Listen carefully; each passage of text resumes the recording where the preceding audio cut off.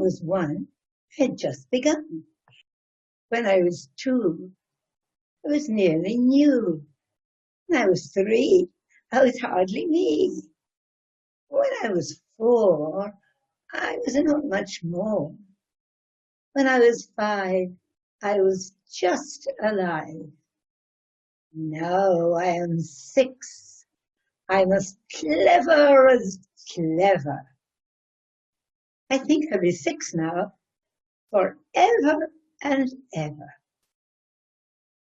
Elizabeth Ann said to her Nan, "Please, can you tell me how God began? Somebody must have made him, so who could it be? 'Cause I want to know."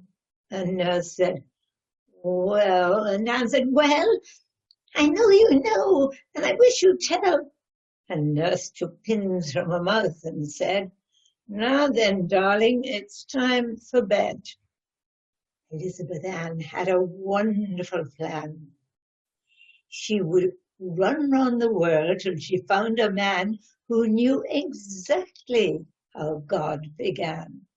She got up early, she dressed, and ran, trying to find an important man. She ran to London and knocked at the door of the Lord High Doodle's coach and four. "Please, sir, if there's anyone in, however and ever did God begin?"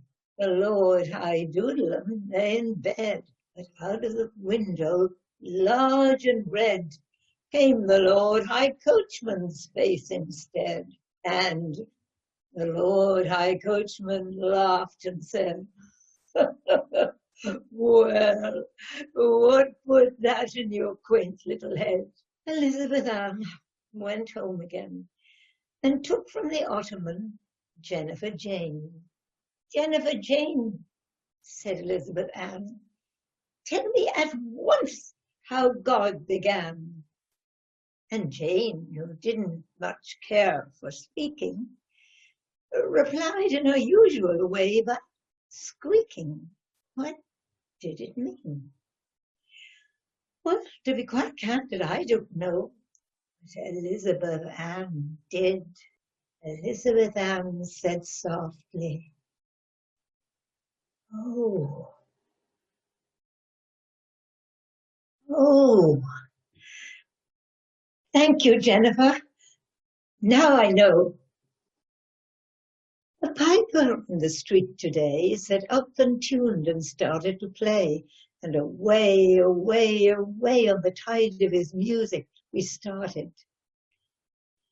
On every side, doors and windows were opened wide, and men left down their work and came, and women with petticoats coloured like flame, and little bare feet that were blue with cold went dancing back to the age of gold. And all the world went gay for half an hour in the street today. The king asked the queen, and the queen asked the dairymaid, "Could we have some butter for the royal slice of bread?" The queen asked the dairymaid said, "Certainly. I'll go and tell the cow now before he goes to bed." The dairymaid, she curtsied and went and told the Alderney, "Don't forget the butter for the royal slice of bread." The Alderney said sleepily, "You'd better tell His Majesty that many people nowadays take marmalade instead." The dairymaid said fancy and went to Her Majesty. She curtsied to the Queen, and she turned a little red. "Excuse me, Your Majesty, for taking of the liberty, but marmalade is tasty if it's very thickly spread." The Queen said, "Oh," and went to His Majesty. Talking of the butter for the royal slice of bread, many people think that marmalade is nicer. Would you like to try a little marmalade instead? The king said, bother. Then he said, oh, dearie me. The king sobbed, oh, dearie me, and went back to bed. Nobody, he murmured, could call me a fussy man.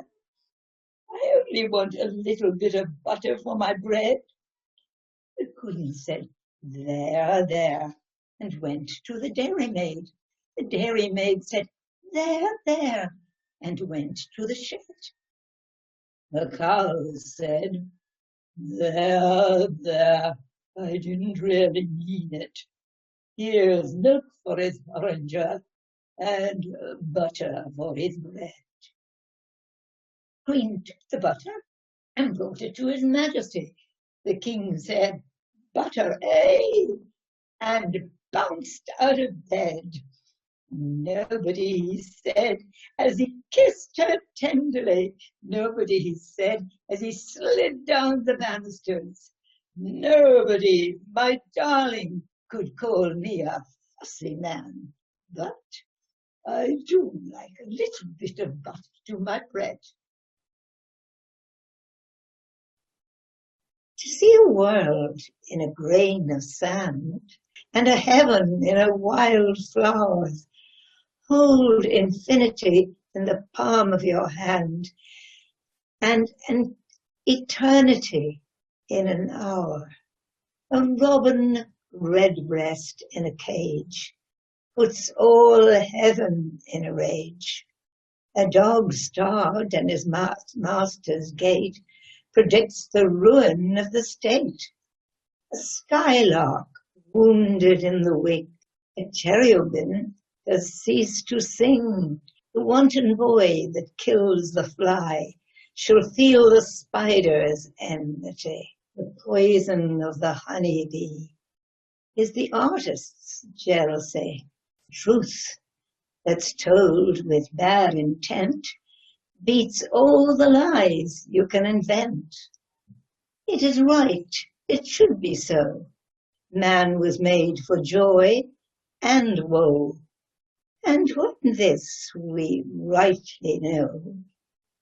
Through the world we safely go.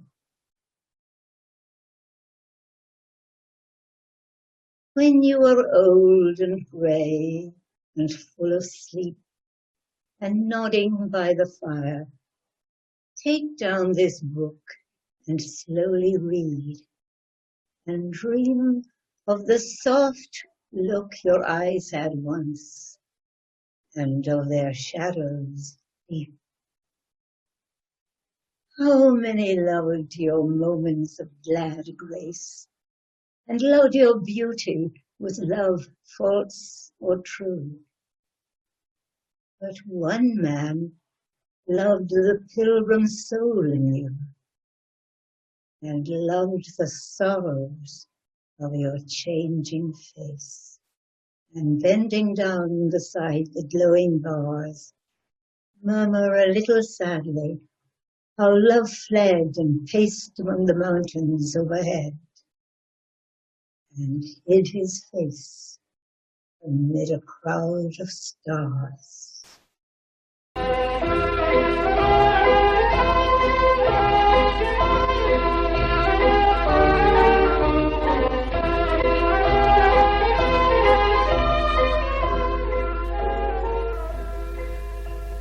Where the wandering water gushes from the hills above Glencar, in pools among the rushes that scarce could bathe a star, we seek for slumbering trout, and whispering in their ears give them unquiet dreams.